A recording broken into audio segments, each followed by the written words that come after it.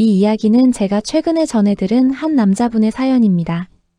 그날 저녁 민석 씨는 퇴근하고 집에 들어서는데 거실 테이블 위에 서류 한 뭉치가 놓여 있었어요. 아내 수연 씨가 소파에 앉아 그를 기다리고 있었죠.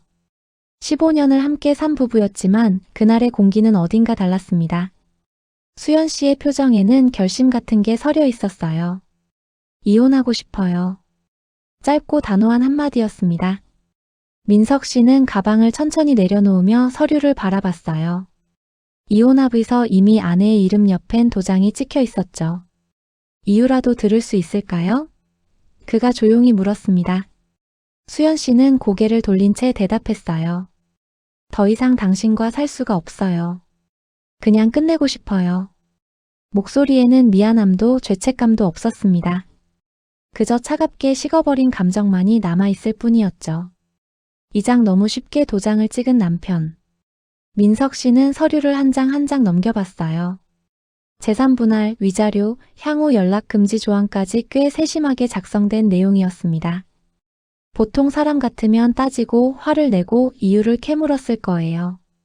하지만 민석 씨는 그러지 않았습니다. 알겠습니다.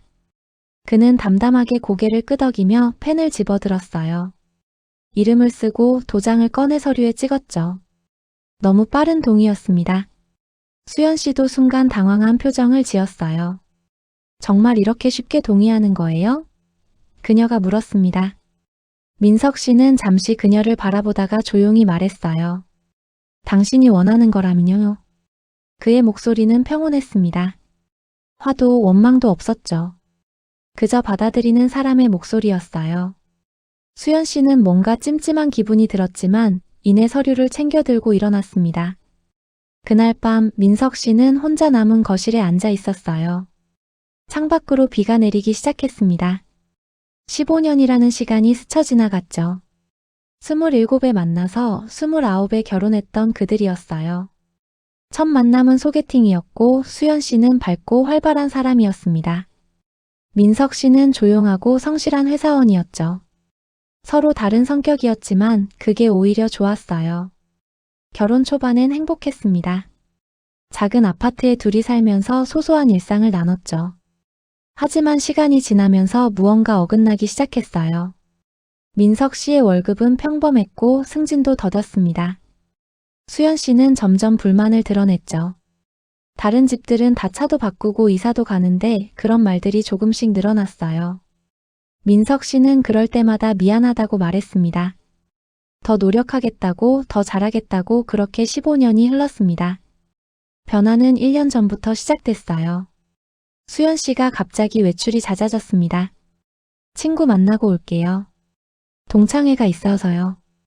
이유는 그럴듯했지만 뭔가 달라지고 있었죠. 화장도 진해졌고 옷차림도 예전과 달랐어요. 민석 씨는 눈치채고 있었습니다.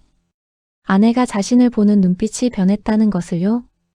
예전엔 그래도 정이 남아 있었는데 어느 순간부터는 그냥 귀찮아하는 표정뿐이었죠. 대화도 줄었어요. 저녁을 같이 먹어도 각자 핸드폰만 받고 주말에도 거의 말이 없었습니다. 민석 씨는 물어보려다가도 참았어요. 내가 너무 예민한 건가 스스로를 의심하기도 했죠. 하지만 어느 날 밤 수연 씨의 핸드폰에서 메시지 알림이 울렸어요. 화면에 떠오른 이름은 오빠였습니다. 민석 씨는 그 순간 알았죠. 이미 끝나가고 있다는 것을. 그 후로 민석 씨는 더 선명하게 보이기 시작했어요. 아내가 자신을 대하는 태도를요. 설거지는 왜 이렇게 해요? 제대로 좀 해요. 당신 월급으로 뭘 할 수 있겠어요? 맨날 그 낡은 차 타고 다니는 것도 창피해요. 무시와 비난이 일상이 됐습니다. 민석 씨는 그럴 때마다 참았어요. 화를 내거나 맞받아치지 않았죠. 그냥 묵묵히 견뎠습니다. 어쩌면 그게 습관이 돼버린 건지도 몰라요. 15년 동안 계속 미안해하며 살았으니까요. 수연 씨는 점점 더 대놓고 무시했습니다. 친구들 앞에서도 남편 흉을 받고 시댁 식구들에게도 불평을 늘어놨죠. 민석 씨는 모든 걸 들으면서도 말이 없었어요. 그저 조용히 자신의 일을 했습니다. 출근하고 퇴근하고 집안일 돕고 그렇게 하루하루를 보냈죠. 하지만 그의 마음속 어딘가에서는 무언가 정리되고 있었어요. 천천히, 아주 천천히요. 민석 씨는 이혼 서류를 다시 한번 찬찬히 들여다봤어요. 재산분할 조항이 눈에 들어왔습니다. 집은 수연 씨가 가져가고 예금은 반반으로 나누며 민석 씨 명의의 차는 그대로 두기로 돼 있었죠. 위자료는 없었어요. 합의 이혼이니까 서로 책임을 묻지 않는다는 내용이었습니다. 그리고 마지막 조항 이혼 후 어떠한 이유로도 상대방에게 연락하지 않으며 재산 및 법적 분쟁을 제기하지 않는다. 꽤 확실하게 선을 그어놓은 내용이었어요. 민석 씨는 그 문장을 보며 씁쓸하게 웃었습니다. 이렇게까지 하고 싶었구나. 그는 서류를 덮고 책상 서랍에 넣었어요. 이미 도장은 찍었고 수연 씨는 그 서류를 가지고 법원에 제출할 거였죠. 빠르면 한 달 안에 모든 게 정리될 겁니다. 민석 씨는 창밖을 바라보며 깊게 숨을 들이쉬었어요. 끝이 보이기 시작했습니다. 이혼 조정은 생각보다 빨리 끝났어요. 법원에서 서로 마주 앉았지만 대화는 거의 없었습니다. 담당 조정위원이 몇 가지 확인 절차를 거쳤고 양쪽 모두 동의한다는 확인을 받았죠. 그럼 이혼이 확정됩니다. 조정위원의 말과 함께 15년의 결혼 생활이 공식적으로 끝났어요. 법원을 나서는 두 사람의 뒷모습은 너무나 달랐습니다. 수연 씨는 빠른 걸음으로 주차장으로 향했고 민석 씨는 천천히 걸으며 하늘을 올려다봤죠. 날씨는 맑았어요. 구름 한 점 없는 하늘이었습니다. 민석 씨는 그 하늘을 한참 동안 바라봤어요. 이제 시작이구나. 그는 작게 중얼거렸습니다. 그 말의 의미를 아는 건 민석 씨 자신뿐이었죠. 수연 씨는 이미 차를 몰고 떠났고 민석 씨는 홀로 버스 정류장으로 걸어갔어요. 각자의 길을 가는 날이었습니다. 하지만 이 이야기는 여기서 끝이 아니었어요. 이혼 후 한 달쯤 지났을 때였어요. 수연 씨는 새 오피스텔로 이사를 했습니다. 깔끔하고 모던한 인테리어의 작은 공간이었죠. 그녀는 기분이 좋았어요. 드디어 답답했던 결혼 생활에서 벗어났다는 해방감이 있었습니다. 이제 내 인생을 살 수 있어 짐을 정리하며 그녀는 흥얼거렸어요. 그리고 그날 저녁 초인종이 울렸습니다. 문을 열자 꽃다발을 든 남자가 서 있었죠. 축하해, 드디어 자유의 몸이 됐네. 남자의 이름은 재혁이었어요. 수연 씨가 1년 전부터 만나온 사람이었습니다. 재혁 씨는 사업가라고 했어요. 고급 차를 몰고 다녔고 비싼 식당에서 식사를 하곤 했죠. 수연 씨는 그에게서 민석 씨에게서 느낄 수 없었던 뭔가를 느꼈습니다. 여유, 자신감, 그리고 돈. 재혁 씨는 그날 밤 수연 씨의 집에 머물렀어요. 그렇게 두 사람의 동거가 시작됐습니다. 재혁 씨는 자주 수연 씨의 집에 왔어요. 처음엔 일주일에 몇 번이었는데 나중엔 거의 매일 머물렀죠. 그는 항상 좋은 말만 했습니다. 당신은 그런 남자랑 살기엔 너무 아까운 사람이야. 이제 제대로 된 인생을 살아봐. 수연 씨는 그 말들이 좋았어요. 15년 동안 무시당하고 참아왔던 자신이 마침내 인정받는 기분이었죠. 재혁 씨는 가끔 사업 이야기를 했어요. 부동산 투자, 주식, 해외 사업 그럴듯하게 들렸습니다. 나 곧 큰 건 하나 터뜨릴 거야. 그럼 우리 둘이 여행도 가고 더 좋은 데로 이사도 가자. 수연 씨는 그의 말을 믿었어요. 아니, 믿고 싶었는지도 모릅니다. 하지만 조금씩 이상한 점들이 보이기 시작했죠. 재혁 씨는 늘 현금이 부족하다고 했어요. 잠깐 카드 좀 빌려줄래? 다음 주에 돈 들어오면 바로 갚을게. 처음엔 작은 돈이었지만 점점 금액이 커졌습니다. 어느 날 재혁 씨가 수연 씨에게 조심스럽게 물었어요. 혹시 이혼하면서 재산분할 받은 거 얼마나 돼? 수연 씨는 솔직하게 대답했습니다. 집을 팔면 약 2억 정도 되고 통장에 있는 돈이 5천만 원쯤 된다고요. 재혁 씨의 눈이 반짝였어요.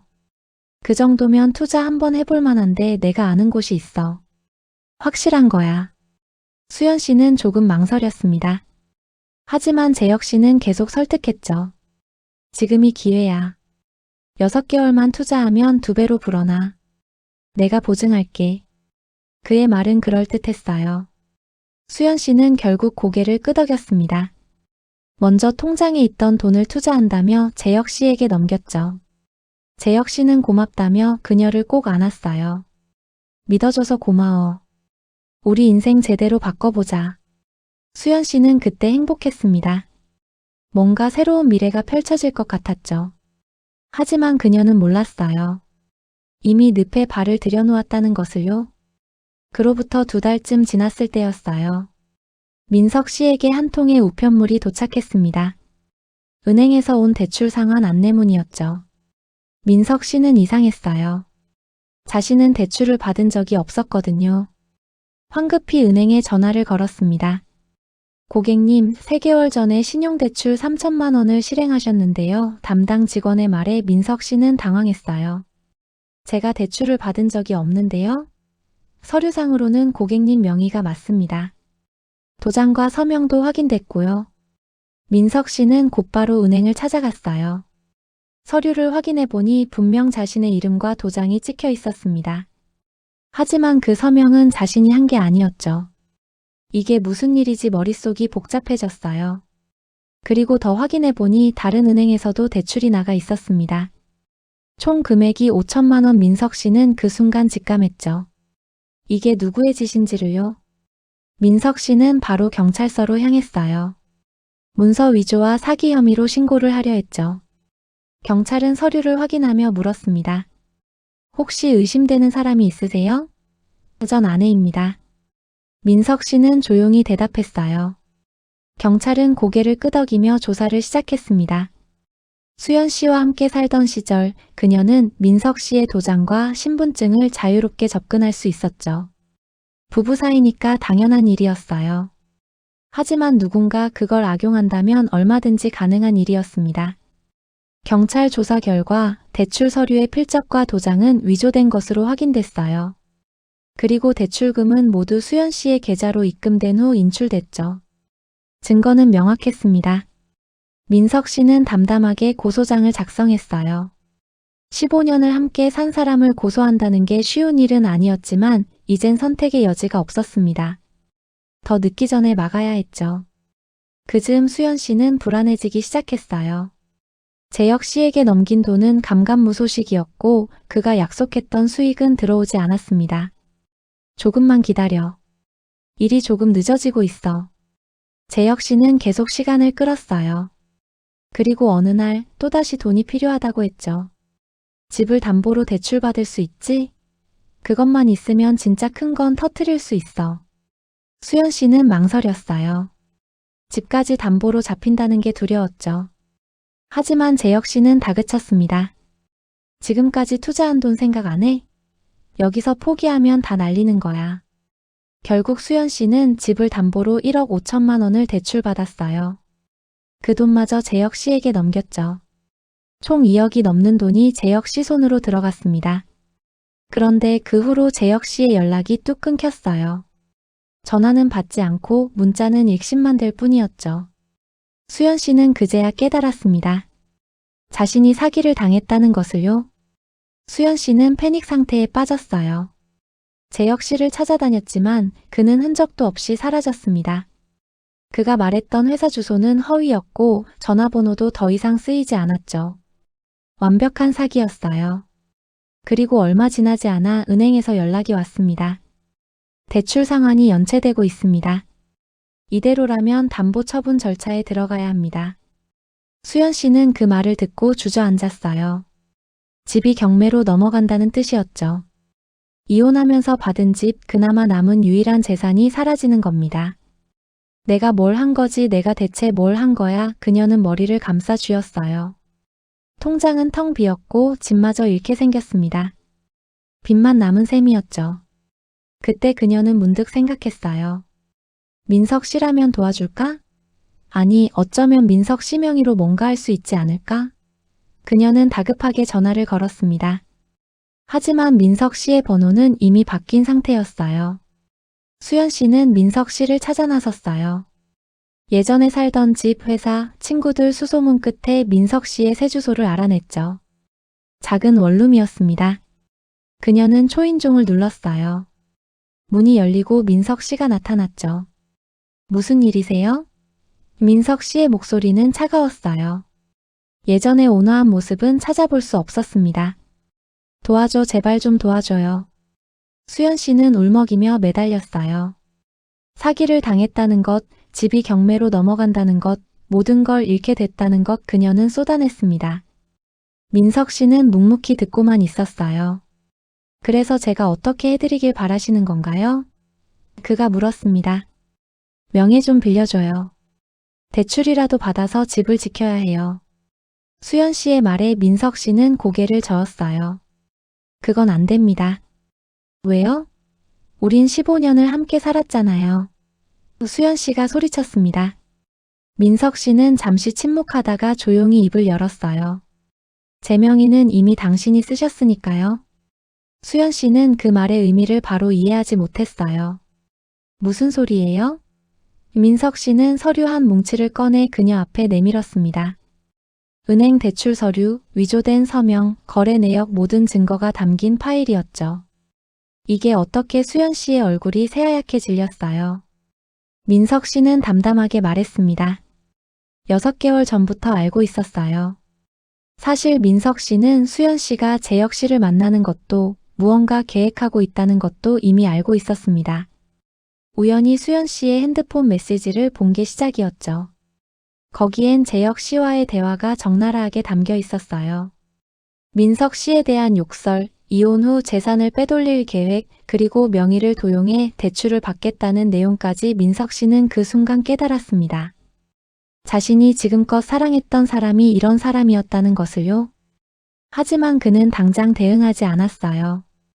오히려 조용히 증거를 모으기 시작했죠. 민석 씨는 그날부터 철저하게 준비했어요. 수연 씨 몰래 그녀의 행동을 기록했고 재혁 씨에 대해서도 조사했습니다. 사설 탐정까지 고용해서 두 사람의 동선을 추적했죠. 재혁 씨의 정체도 밝혀졌어요. 본명은 강민수, 전과 3범의 사기꾼이었습니다.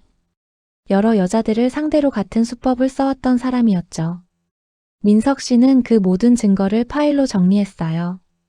은행 거래 내역, 위조 서류, 재혁 씨의 전과 기록, 두 사람의 만남 장소와 시간 빠짐없이 기록했습니다.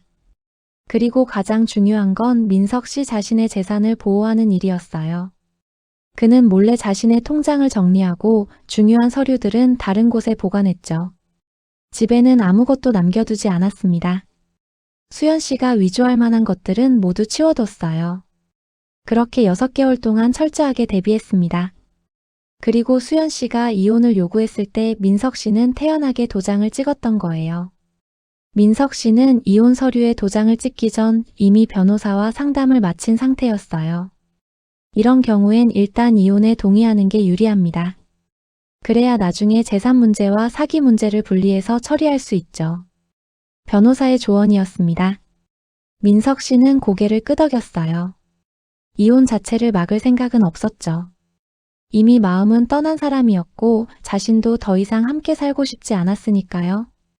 다만 정당하게 끝내고 싶었어요. 자신이 당한 피해는 제대로 보상받고 상대가 저지른 범죄는 법적으로 처벌받게 하고 싶었습니다. 변호사는 고소 시점도 조언했어요. 이혼이 확정된 후에 고소하세요. 그래야 상대가 반박할 여지가 줄어듭니다. 민석 씨는 그 계획대로 움직였죠. 이혼에 쉽게 동의하고 법원 절차가 끝날 때까지 기다렸어요. 그리고 이혼이 확정되자마자 고소장을 제출했습니다. 완벽한 타이밍이었죠. 민석 씨가 가장 신경 쓴 건 자신의 재산을 지키는 일이었어요. 사실 그는 수연 씨가 생각했던 것보다 훨씬 많은 돈을 가지고 있었습니다. 15년 동안 묵묵히 저축했고 주식 투자로 작은 수익도 꾸준히 냈죠. 총 자산이 1억 5천만 원 정도 됐어요. 하지만 수연 씨에게는 그 사실을 알리지 않았습니다. 겉으로는 평범한 월급쟁이인 척했고 통장도 따로 만들어 관리했죠. 이혼 서류에 나온 재산 분할 대상은 공동 명의였던 집과 공동 계좌뿐이었어요. 민석 씨의 개인 재산은 애초에 포함되지 않았습니다. 수연 씨는 그걸 몰랐죠. 민석 씨는 이혼 전에 이미 그 돈을 안전하게 옮겨뒀어요. 수연 씨가 접근할 수 없는 곳으로요. 그리고 집은 어차피 대출이 많이 남아 있었기 때문에 넘겨줘도 손해가 크지 않았습니다. 오히려 수연 씨가 그 집을 담보로 다시 대출을 받으리라는 것까지 예상하고 있었죠. 수연 씨는 그제야 이해하기 시작했어요. 민석 씨가 왜 그렇게 쉽게 이혼에 동의했는지를요. 당신 처음부터 다 알고 있었던 거예요? 그녀가 떨리는 목소리로 물었습니다. 민석 씨는 고개를 끄덕였어요. 네, 알고 있었습니다. 그럼 왜 말을 안 했어요? 왜 가만히 있었어요? 말해서 뭐가 달라질까요? 당신은 이미 마음을 정했잖아요. 민석 씨의 목소리는 여전히 차분했습니다. 화도 원망도 없었죠. 그저 담담할 뿐이었어요. 전 당신을 막을 생각이 없었어요. 가고 싶으면 가는 게 맞죠. 다만 범죄를 저지르면서까지 가려는 건 막아야겠다고 생각했습니다. 수연 씨는 할 말을 잃었어요. 15년 동안 자신이 무시했던 그 남자가 이렇게 철저하게 대응할 사람인 줄 몰랐죠. 아니, 어쩌면 자신이 그를 제대로 본 적이 한 번도 없었는지도 모릅니다. 이제 어떻게 되는 건가요? 그녀가 힘없이 물었어요. 민석 씨는 조용히 대답했어요. 이미 고소했습니다. 문서 위조, 사기, 그리고 명의도용죄로요. 수연 씨의 얼굴에서 핏기가 싹 가셨어요. 당신이 날 고소했다고요? 네. 증거도 충분히 확보했습니다. 민석 씨는 파일을 펼쳐 보였죠. 위조된 대출 서류, 은행 거래 내역, 재혁 씨와의 메시지 기록 모든 게 명확했어요. 그리고 재혁 씨 아니 강민수 씨도 함께 고소했습니다. 그는 이미 전과가 있는 사기범이더군요. 수연 씨는 무너져 내렸어요. 바닥에 주저앉아 머리를 감싸 쥐었죠. 제발 고소를 취하해줘요. 내가 잘못했어요. 내가 미쳤었어요. 그녀는 울먹이며 매달렸습니다. 하지만 민석 씨는 고개를 저었어요. 이미 경찰 조사가 시작됐습니다. 제가 취하해도 검찰에서 기소할 겁니다. 그의 말은 사실이었어요. 문서 위조와 사기는 비친고제 피해자가 원하지 않아도 처벌받을 수 있는 범죄였죠. 몇 달 후 법정에 서게 됐어요. 피고인석에는 수연 씨와 재혁 씨가 나란히 앉아 있었습니다. 재혁 씨는 경찰에 체포됐고 도주 우려가 있다는 이유로 구속된 상태였죠. 수연 씨는 불구속 재판을 받게 됐지만 그녀의 표정은 이미 무너진 사람의 얼굴이었어요. 재판장에 민석 씨가 증인으로 출석했습니다. 검사가 물었어요. 피해자께서는 언제부터 피고인들의 범행을 알고 계셨습니까? 약 6개월 전부터입니다. 그럼 왜 즉시 신고하지 않으셨습니까? 확실한 증거를 모으고 싶었습니다. 그리고 개인적으로는 이혼 절차를 먼저 마무리하고 싶었습니다. 민석 씨의 답변은 담담했어요. 재판장은 고개를 끄덕이며 기록을 정리했습니다. 변호인이 반대 신문을 시도했지만 민석 씨가 제출한 증거들은 너무나 명확했죠. 위조된 서류, 거래 내역, 심지어 재혁 씨와 수연 씨의 공모를 증명하는 메시지까지 반박할 여지가 없었어요. 재판이 진행되면서 모든 진실이 낱낱이 밝혀졌어요. 재혁 씨는 처음부터 수연 씨를 노린 사기꾼이었습니다. SNS에서 이혼을 준비하는 여성들을 타겟으로 접근했고 수연 씨도 그중 한 명이었죠. 그는 그녀에게 사랑을 속삭이며 민석 씨의 명의를 도용하도록 부추겼어요. 남편 명의로 대출받아서 투자하면 나중에 다 갚을 수 있어. 어차피 이혼할 거잖아. 수연 씨는 그 말을 믿었습니다. 아니, 믿고 싶었죠. 그렇게 해서 총 5천만 원의 대출을 받았고 그 돈은 모두 재혁 씨에게 넘어갔어요. 그 후 수연 씨가 직접 집을 담보로 받은 1억 5천도 마찬가지였습니다. 재혁 씨는 그 돈을 가지고 도박을 했고 대부분 탕진했죠. 법정에서 재혁 씨는 끝까지 발뺌했어요. 저는 투자 이야기만 했을 뿐입니다. 사기 의도는 없었어요. 하지만 검사가 제출한 증거 앞에서 그의 변명은 무너졌습니다. 수연 씨의 변호인이 최후 변론을 시작했어요. 피고인은 사랑에 눈이 멀어 판단력을 잃었습니다. 범행을 주도한 건 강민수이며 피고인은 그의 피해자이기도 합니다. 하지만 재판장은 고개를 저었어요. 피고인은 배우자의 명의를 무단으로 도용했고 문서를 위조했습니다. 설령 강민수에게 속았다 하더라도 그 자체가 범죄 행위임을 모를 리 없습니다. 수연 씨는 눈물을 흘리며 말했어요. 저는 그냥 행복하고 싶었어요. 15년 동안 가난하게 살았고 인정받지 못했어요. 그래서 잘못된 선택을 했습니다. 그녀의 목소리는 떨렸죠. 하지만 그 눈물은 더 이상 누구의 마음도 움직이지 못했어요. 민석 씨는 방청석에서 그 모습을 바라봤습니다. 한때 사랑했던 사람이었지만 지금은 낯선 사람 같았죠. 행복하고 싶었다고 민석 씨는 속으로 중얼거렸어요. 나도 그랬는데. 재판은 제 역시 강민수의 과거를 파헤치기 시작했어요. 그는 10년 넘게 같은 수법으로 여러 여성들을 속여왔습니다. 이혼을 앞둔 여성, 남편과 불화 중인 여성, 경제적으로 불안한 여성들, 그는 그들의 약점을 파고들었죠. SNS로 접근해 호감을 얻고 사랑을 속삭이며 신뢰를 쌓은 후 투자 이야기를 꺼냈어요. 나를 믿어줘. 우리 미래를 위한 거야. 그 말에 속아 넘어간 여성들이 수십 명이었습니다. 피해 금액만 해도 수십억 원에 달했죠. 강민수는 그 돈으로 도박을 하고 고급 차를 사고 호화로운 생활을 즐겼어요. 그리고 돈이 떨어지면 다시 다른 여성을 찾았죠. 수연 씨는 그저 그중 한 명일 뿐이었습니다. 법정에서 다른 피해자들의 진술이 이어졌어요. 저도 똑같은 말을 들었습니다.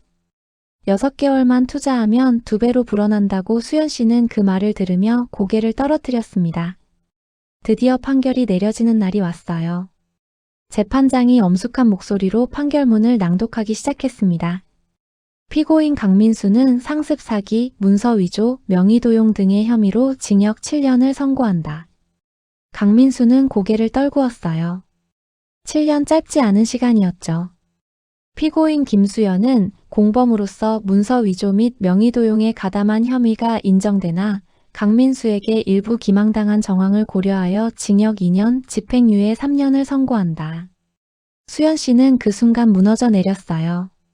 실형은 면했지만 범죄자라는 낙인은 지울 수 없었습니다. 그리고 민사 판결도 이어졌죠. 피고인들은 연대하여 피해자에게 총 5천만 원을 배상하라. 민석 씨 명의로 받은 대출금만큼은 돌려줘야 했어요. 수연 씨가 가진 집은 이미 경매로 넘어간 상태였고 남은 건 빚뿐이었습니다. 그녀는 앞으로 몇 년을 그 빚을 갚으며 살아가야 했죠. 법정을 나서는 민석 씨의 발걸음은 가벼웠어요. 오랜 짐을 내려놓은 기분이었죠. 그는 아무것도 잃지 않았습니다. 자신의 재산은 이미 보호해뒀고 위조된 대출금도 법적으로 책임이 없다는 판결을 받았어요.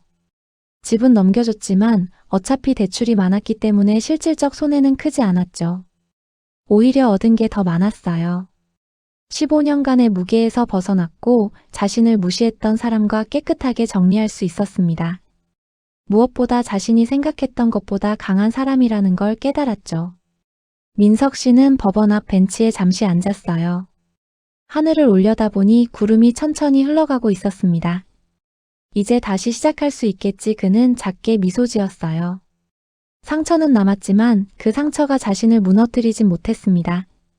오히려 더 단단해진 기분이었죠. 민석 씨는 천천히 일어나 걸음을 옮겼어요. 새로운 삶을 향해서요. 몇 달이 지났어요. 민석 씨는 작은 원룸에서 나와 조금 더 나은 곳으로 이사했습니다. 아직 크지 않은 집이었지만 깨끗하고 햇볕이 잘 드는 곳이었죠. 새 직장도 구했어요. 예전보다 조금 더 나은 조건이었고 동료들도 좋았습니다. 무엇보다 그는 자신을 위해 살기 시작했어요. 퇴근 후엔 책을 읽거나 산책을 했고 주말엔 혼자 여행을 떠나기도 했죠. 15년 동안 잊고 살았던 자신을 다시 찾아가는 시간이었습니다. 가끔 수연 씨 생각이 나기도 했어요. 그녀가 지금 어떻게 지내는지 후회하고 있는지. 하지만 민석 씨는 더 이상 그녀에게 연락하지 않았습니다. 끝난 일이었고 각자의 길을 가는 게 맞다고 생각했죠. 어느 날 저녁 민석 씨는 창밖을 바라보며 커피를 마셨어요. 도시의 불빛이 반짝이고 있었습니다. 이제 괜찮아. 그는 조용히 중얼거렸어요. 민석 씨의 이야기는 화려한 복수나 극적인 역전이 아니었어요. 그는 누군가를 무너뜨리려 하지 않았고 상대를 괴롭히지도 않았습니다. 다만 자신이 당한 잘못을 정당하게 바로잡았을 뿐이었죠. 법의 테두리 안에서 차분하게 대응했고 감정에 휩쓸리지 않았어요. 그게 그가 선택한 방식이었습니다. 누군가는 그게 미련해 보일 수도 있겠죠. 차라리 더 강하게 맞받아쳤어야 한다고 생각할 수도 있어요. 하지만 민석 씨는 그렇게 생각하지 않았습니다. 나까지 그 사람처럼 될 순 없어. 그는 자신의 존엄을 지키는 게 더 중요했어요. 복수는 또 다른 상처를 만들 뿐이라는 걸 알았죠. 그래서 그는 조용히 이겼습니다. 소란스럽지 않게 품위를 잃지 않고요. 그것이 민석 씨가 15년 후에 찾아낸 자신만의 답이었어요. 강함이란 소리 지르는 게 아니라 흔들리지 않고 서 있는 것이라는 걸 깨달았습니다. 수연 씨는 지금도 그날을 후회하고 있을 거예요. 민석 씨에게 이혼을 요구했던 날, 그의 명의를 도용했던 순간들을요. 만약 그때 다른 선택을 했더라면 하지만 이미 지나간 일이죠. 민석 씨도 가끔 생각해요. 만약 6개월 전에 바로 대응했더라면 혹은 이혼을 막으려 했더라면 어땠을까 하지만 그는 후회하지 않습니다. 그가 선택한 길이 옳았다고 믿으니까요. 때로는 끝내는 것도 용기가 필요해요. 붙잡는 것보다 놓아주는 게 더 어려울 때가 있죠. 민석 씨는 그걸 해냈습니다. 존엄하게 끝냈어요. 이 이야기가 누군가에게 위로가 됐으면 좋겠어요. 무시당하고 상처받고 배신당했다 해도 당신이 무너질 필요는 없다는 것을요. 조용히 하지만 단단하게 설 수 있다는 것을요. 그리고 끝은 때로 새로운 시작이 될 수 있다는 것을요. 민석 씨처럼요. 마무리 멘트. 긴 이야기 끝까지 들어주셔서 감사해요. 이 사연을 준비하면서 저도 많은 걸 느꼈습니다. 때로는 참는 것보다 정리하는 게 더 용기 있는 선택일 수 있다는 것을요. 여러분은 어떤 생각이 드셨나요?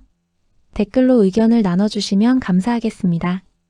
그리고 이런 이야기가 도움이 되셨다면 구독과 좋아요로 응원해주세요. 다음에 또 좋은 이야기로 찾아뵙겠습니다. 오늘도 좋은 하루 보내세요.